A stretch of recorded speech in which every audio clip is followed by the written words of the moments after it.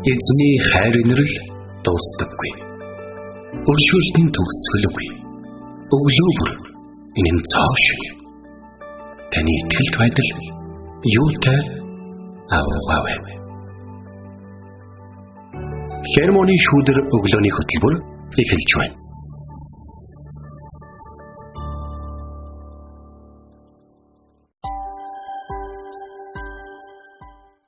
Шинжлэх ухааны мэд. Шинжлэх ухааны мэд хүргье. Итгэл радиогийн эфирээс хермоны шүүдэр өглөөний хөтөлбөр инхүү эхэлж байна. Эфирт пастор Сайна болон хөтлөгч Билгэнээр ажиллаж байна. Сонсогчдаа сайхан амарсан уу? Нарлаг сайхан өглөөний мэндийг хүргэе. Намрын нарлаг өдрүүд сүүлийн хэд хоног үргэлжлээд үнэхээр сайхан байна шүү дээ. Тийм байна.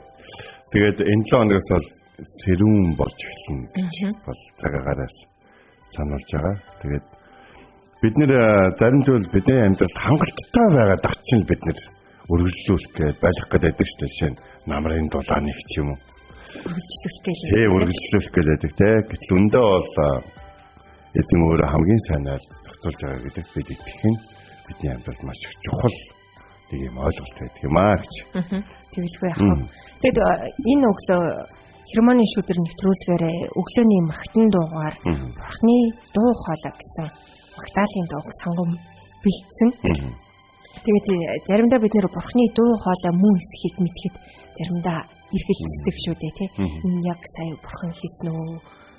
Юу болчих вэ гэдэг ч юм уу тий. Тийм эргэлзээ төрдөг. Тэгвэл өнөөдөр бид нэр үгийн цагаараа бид залбирал дотроо Бурхныг сонсхон сэдвэр суралцах болно. Тэгэхээр сонсогчдаа хэрв таны дотор тийм эргэлзээ байдаг бол үгийн цагаар үнэхээр тодорхой эзэнтэй ярилцах тий Бурхны дуу хоолойг сонсох тэр ойлголт улам илүү батчих хаа гэж итгэлтэй байна. Тэгээд хамтдаа эзний өмнө ярьж түүнд алдар магтаалыг энэ цагт өргөцгөөе.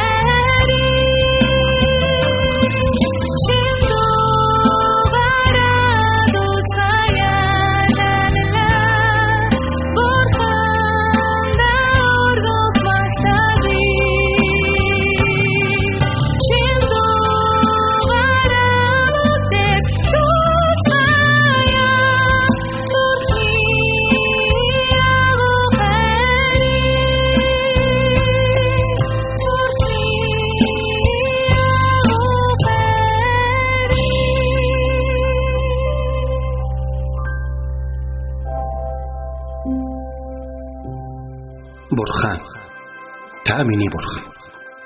Би таныг эртлэн хайхвалаа. Усгүй хоорой ангамл газарт сэтгэл минь танаар сангаж би махбат минь таныг хүсн тимүүлж байна. Дуурал 63-ийн 1. За бид өнөөдөр хамтдаа Иохан 10-ын 4-р эшлэл юм байна.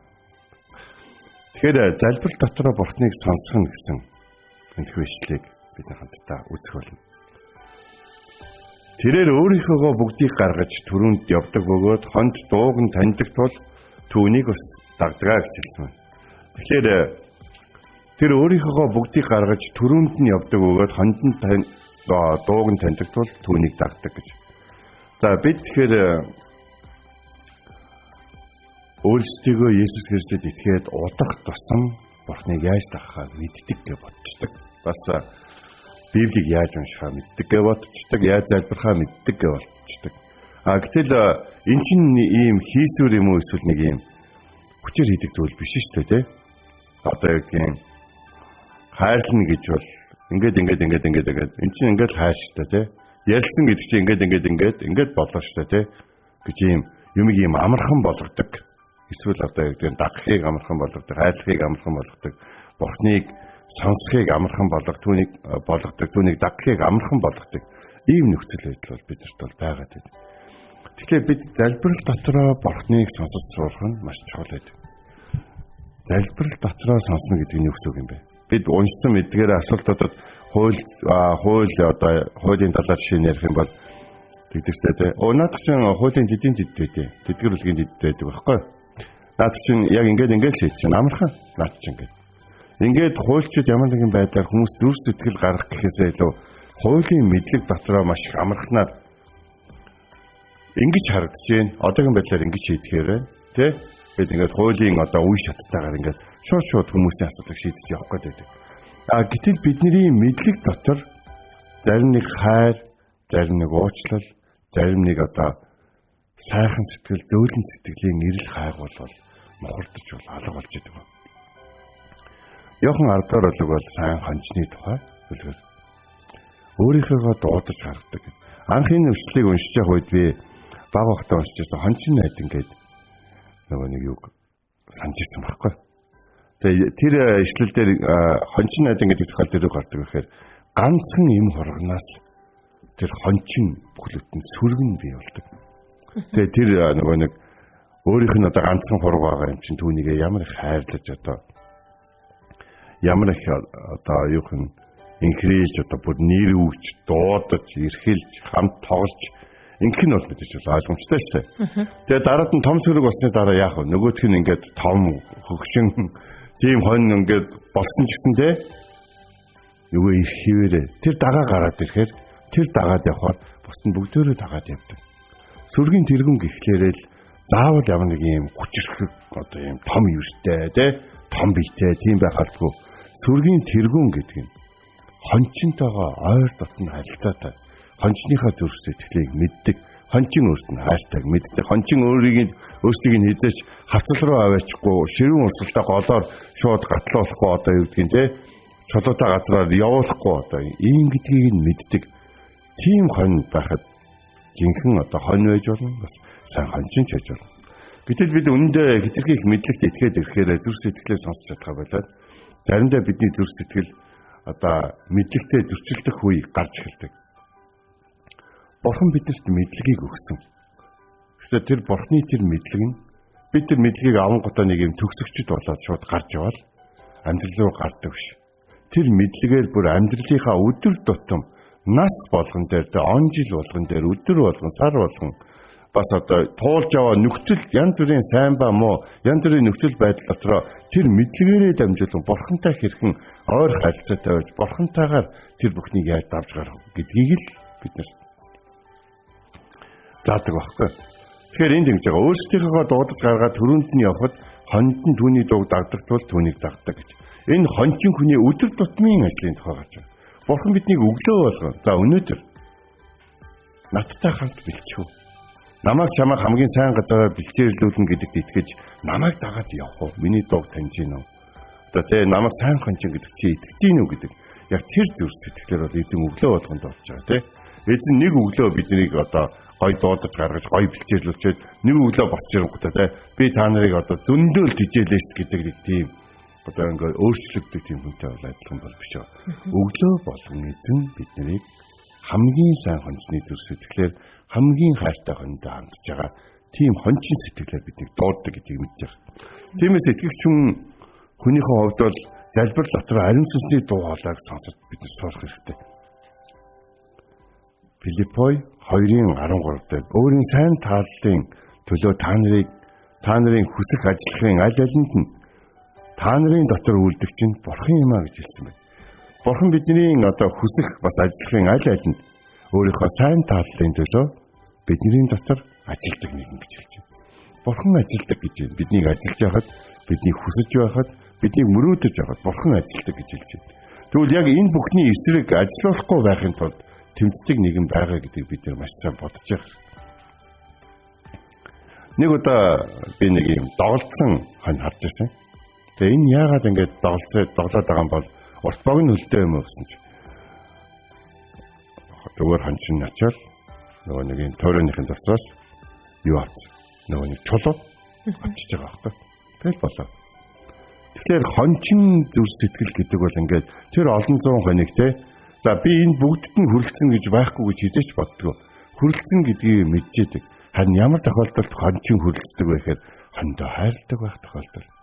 Тэгвэл эзэн биднийг дуудахдаа өөрийнхөө чадах хэмжээнээс илүү одоо хоныг авчаа тэгээ хайрлаж чадахгүй төл алдаад хүнд хэцүү байдалд ордог тийм туршлагагүй эсвэл муу сэтгэлгүй хүмүүстэй барьцахын тулд олон хонтой байх гэсэн тооны араас хөдөлсөн тийм зүрх сэтгэлтэй хөлсний хончин хизээч байгаагүй гэж.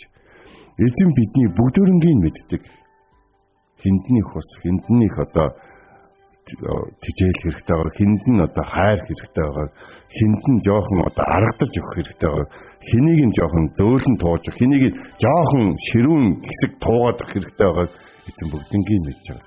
Эзэн нэгэнтэн тохирсон аргаар бүх хондод ханддаггүй. Эзэн хон болгонд зориулсан өөр ингэсэн зүрх сэтгэл байгаа. Тэрийг нь бид ариун сүнс дотор залбирлаар дамжуулан сонсож сурах хэрэгтэй.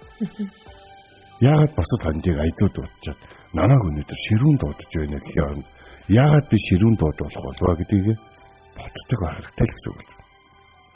Тэгэхээр энэ харин сайн бурхны зүрх сэтгэлээр хүмүүсийн дунд амьдарч өөрөө үүлдэж байсан Есүс Христос биднээс суралцах хэрэгтэй. Хүмүүс ихэвчлэн хончин хоёрын тухай яриан дээр анхаарлаа хандуулдаг ч гэсэн өөрийнх нь үгийг сонссон хүмүүс өрөөчгүй залаачгүй байхад бүгдийг орхиод түүний үгийг сонсохын тулд хэдэн мянгаараа цуглардаг байсныг цугларч байгааг Есүс ярьсан байна. Тэгэхээр энэ хүмүүсийн тухай гэхээс илүү яг энэ хончин хон хоёрын дунд болдог үйл явдал хүмүүсийн дунд ч гэсэн яг болж байгааг Есүс хэлж байна. Есүс Марк номон дээр хүмүүсийг хараад хүмүүсийн хончингүй хонь сөрөг мэт байгаа байдлыг нь хараад өрөвдсөн гэдэг үг бичигдсэн байдаг. Өнөөдөр Бурхан биднийг хонь гэдэг энэ сул дараа эднэр яагаад тодорхойлсон юм бол гэж. Төгс сайн мэдээж болгоны пастор Янгэж пасторын нэг номлог би нэг хэдэн онд бараг 95 оны орчим сонсч байсан. Тэнд дээр хоньны тухай ярьж байсан байхгүй. Хонь гэдэг бол өөрийнхөө урд нэг юм 3 м орчим газрыг л хардаг хараамтай амтан гинэ. Тийм учраас эзнийхээ дуу хоолой болон бусад хондийнхоо одоо хөдөлгөөнийг маш сайн анзаарч идэв. Тиймээс хоньны хамгийн цаатлахын хоньыг одоо тэ нааш нь эргүүлчих чадах юм бол бүгдөө л маш эргүүлдэг тийм. Тэгэхээр бид нэр энэ хоньны энэ зүрх сэтгэлийг маш сайн бод. Хонь тэгээд маш өрөвдмөр нэгтлээ. Түүмэр гарах юм бол хонь бөөгнөрч одоо гүйлцээр агаад бүгд чаддаг бол босод амьтд бол мэдээж ойлгомжтой те тардаг, зүгтдэг, те үргэлдэг нэгнээсээ салдаг. Хонд бол хамтдаа л ингээл яваад. Тэгэхээр бид нэг зүйлийг бодох хэрэгтэй болж байгаа. Эзэн таны хонь гэдгийг мэддэг ээ. Тэ? Яг заримдаа бид хонь чамдын дунд амьдраад байдаг л. Тэнгуут хүмүүс тэгдэг ш. Чамдын дунд амьдарч явахдаа битгий майлаатай шууд чон бол гэд нэгэнт та хонь бол хэдэж чон болохгүй л гэсэн үг. Бидний сүрэг чонны дундх өнчин хонь одоо хураг мэт нөхцөл байдал Бурхан байсан ч гэсэн өөрөө авран хамгаална гэдэг амлалтаа өгсөн байгаа гэж. Тиймээс эзэн биднийг дуудсан тэр хувь тавилан дотор Эзэн биднийг дуудаж байгаа тэр дуу хоолойг сонсоод түүний дотор өдөр болгон амьдрах тэр амьдралаар залбиралтайгаар явахыг танд урамшуулж байна. Тэгэхээр тэр олон мянган хүн хонь сүргшиг Есүсээр цуглараад Есүсийг сонсож байгаад Есүс ярьж гиснээс хойш тэдгээр хүмүүс бүгдөө Бурхны сүнстэй холбогдож байсан. Тэдгээр хүмүүс бүгдөө өөрөөрийн гэсэн асуудалтай байсан. Есүс ямар нэгэн конференцийн сэдв сонгоогүй байсан. Одоо юу гэдэг нь өнөөдөр би санхүүгийн талаар яднаа. Монгол санхүүгийн асуудалтай хүмүүс цуглаад бүр янз бүрийн хүмүүс цугласан байсан. Тэгтэл Есүс тэр хүмүүст бүгдэнд нь хүрэлцээтэй сайн хандж байсан гэдгийг л бодох хэрэгтэй. Та бага багт ангичин багш танд анхаарлаа сайн хандуулдаг байсан. Та олон найз нөхдөйгөө явж байхад эсвэл тэмцээнд оролцдог байхад тасгалзуулагч чинь танд анхаарлаа тийм хандуулдаг байсан. Та тэр хүмүүстэй та ажилд орох үед захиралчийн юм эсвэл таны хариуцж байгаа менежер таныг тийм ч их анхаардаггүй байсан. Та эдгээр хүмүүстэй амьдралын чинь эдгээр таны бүлэг дунд явж явах үед тэр бүлэг дотроос таныг онцгой анхаарал хандуулдаг байсан. Таныг тоодгүй юм шиг санагддаг гэсэн тэр хүмүүстэй Бурхны битгий адилхан бол. Бурхан бол сайн хонч бүх хонь сүргээ мэддэг. Тийм болохоор өнөөдөр Бурхан таныг ч гэсэн өөрийн чинь нэрээр дуудаад таны нэрийг алган дээрээ сэлсэн гэж ütсэн. Тэр таны нэрийг мэддэг. Тэр таны нэрийг дууддаг. Тэр таныг ямар ч нөхцөл байдал дотор байсан гэсэн дуудаж байгаа бол тэр таныг тэр нөхцөл байдлаас гаргаж чадна. Тэр таныг удирдах, тэр таныг ногоон бэлчээр төвтүүлж энэ амьдралын таны хүсэж мөрөөдж байгаа тэр юу руу оруулж бол чадна.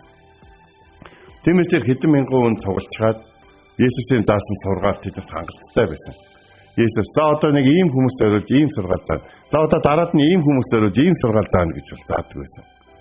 Бурхан өөрөө тэр хүмүүсийг юунаас эхлэх вэ гэдгийг нь мэдэж байгаа учраас Есүс Христийн амаар дамжуулан тэр олон мянган хүн хамгийн чухал зүйлийг сурдаг байсан.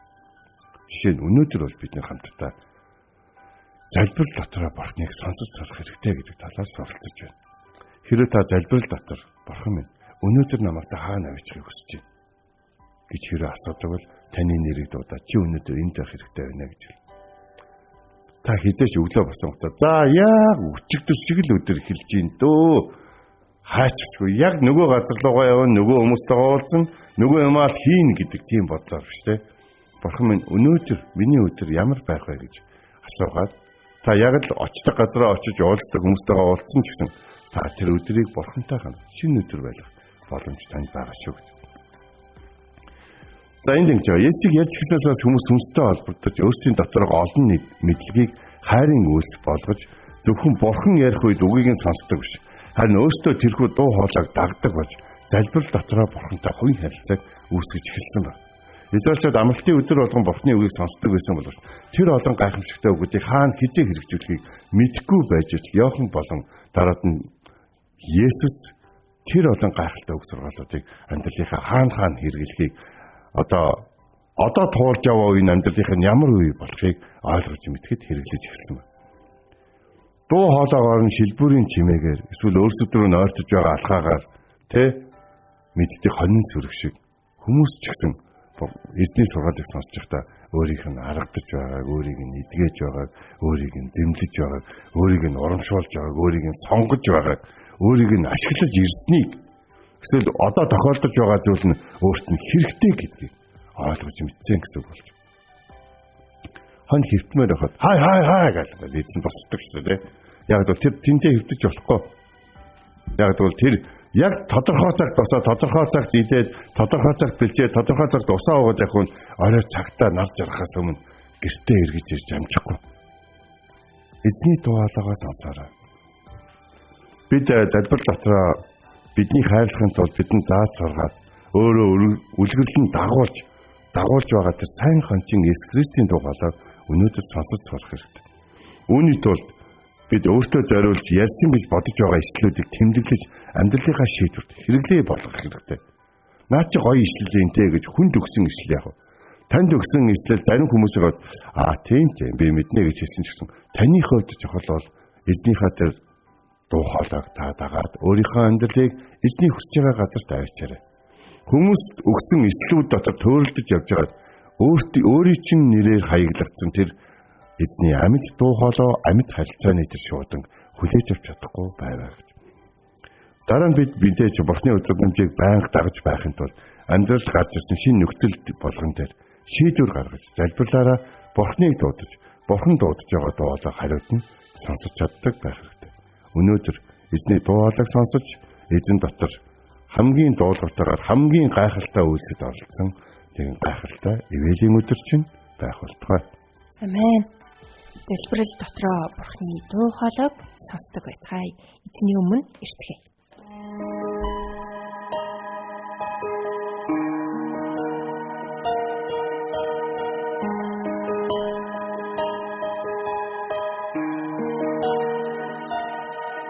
Орсалусны бирэгдэх модель байлаач бүж байгаа зүрхний минь гашуулыг таталаач намайг орчлооч нарт түмний зовлон минь бихэр нулим сундунаа залбаа гуйлтидэ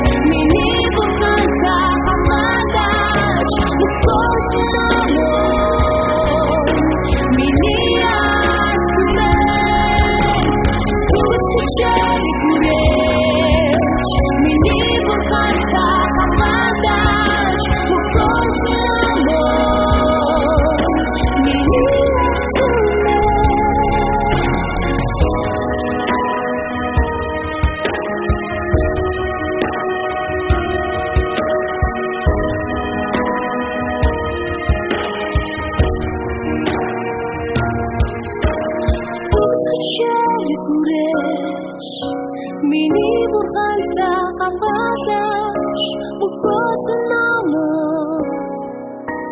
миний артумер. Скучали гуляч, миний буханта амгадач, мухотнамо, миний артумер.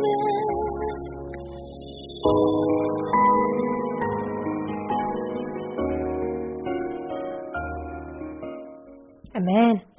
Өнөөдөр бид нэр үгийн цагаараа Иохан номын 10 дугаар бүлгийн 4 дугаар ишлэлээс суралцлаа. Тэрээр өөрийнхөөгөө бүгдийг гаргаж түрүүнд нь явдаг бөгөөд хонд дууг нь таньдаг тул түүнийг дагтааг гэсэн ишлэлээс өнөөдөр бид нэр суралцлаа. Ариун сүнсний ярьж байгааг яаж мэдэх вэ? Түүнийг ярихад та түүний дуу хоолойг танина. Өнөөдрийн ишлэл шиг тэр өөрийнхөөгөө бүгдийг гаргаж түрүүнд нь явдаг бөгөөд хонд дууг нь таньдаг тул түүнийг дагтааг гэдэг яг өнөөдрийн ишлэл шиг та дуу хоолойг нь ярихад нь таних болно. Таныг залбирч эхлэхэд юу болдог вэ? Бурхны сүнс таны зүрхэнд хүрч, Бурхны хүслийн дагуу таныг гуйлгахаар дууддаг юм аа. Филиппой номын 2 дугаар бүлгийн 13-т өөрийн сайн таллын төлөө та нарын хүсэх ажиллахын аль алинд нь та нарын дотор үйлдэгч нь Бурхан юм аа. Бурхны хүслийн дагуу гуйн залбирахад Бурхан хариулах болно. Бурхан таны залбиралд хариулахад тэр алтаршиж та итгэлээр өсөж түүний хайрын талаар шин зүйлийг мэдэж авдаг юм аа. Тэгэхээр энэ цагт хамтдаа эзний өмнө ирж залбирах цагийг гаргацгаая. Их эзэн минь бид өглөө болгон таны өмнө залбирч байна. Бид өнөөдөр ямар байхыг, гоштой өдрүүд ямар байхыг, бид өнөөдөр ямар зүйлд оролцож, бас ямар зүйлээс татгалзах ёстойг мэдхийг хүсэж байна. Тийм учраас бид өөрсдөө мэддэг, дураараа байдаг тэр амьдралаар амьдрахаа болсон учраас яг энэ цаг үед өнөөдөр таны бидний амьдралд удирдах, биднийг хүргэхийг хүсэж байгаа, биднийг ашиглахыг хүсэж байгаа тэр газар очихыг хүсэж байна. Тиймээс өнөөдөр амьдралд минь байгаа бүхий л зүйлүүдэд танд үнэхээр их баярлалаа. Таны хайр инэрл бол агуу. Тиймээс яг энэ цаг үед таны дуу хоолойг сонсохыг хүсэж байна. Ариун сүнс минь дуу хоолойг сонсоход туслаач. Үгийн яг аль хэсгийг надад зориулж байна. Хиний яг аль үгэн дотор та надад зориулсан үгийг дамжуулан хэлж байна. Болж байгаа үйл явдлын яг аль хэсэгт нь би оролцож, аль хэсгээс нь би явах ёстой. Та ойлгуулж удирдах өгөөч. Учир нь та бол миний амьдрал тохиох хамгийн сайн хончин бөгөөд та миний амьдралын эзэн билээ. Бүх зүйлийг танд даатхан, таны дуулууртай хүү эцэст нүхтийг ялан дийлж бидний төлөө дахин амьдсан Есүс Христийн нэрээр залбирanгуйлаа. Амен. Энд хүрээд Хермоны шүүдээр өглөөний хөтөлбөр өндөрлөж байна. Бидэнтэй хамт байсан сонсогчдод баярлалаа.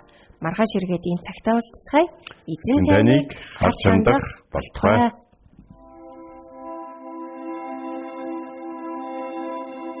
Эзэн зүрхийн чинь Бурхны хайр ба Христийн төвчөрт чиглүүлэх болтугай. Хермоны шүүдэр өглөөний хөтөлбөр танд хүрлээ.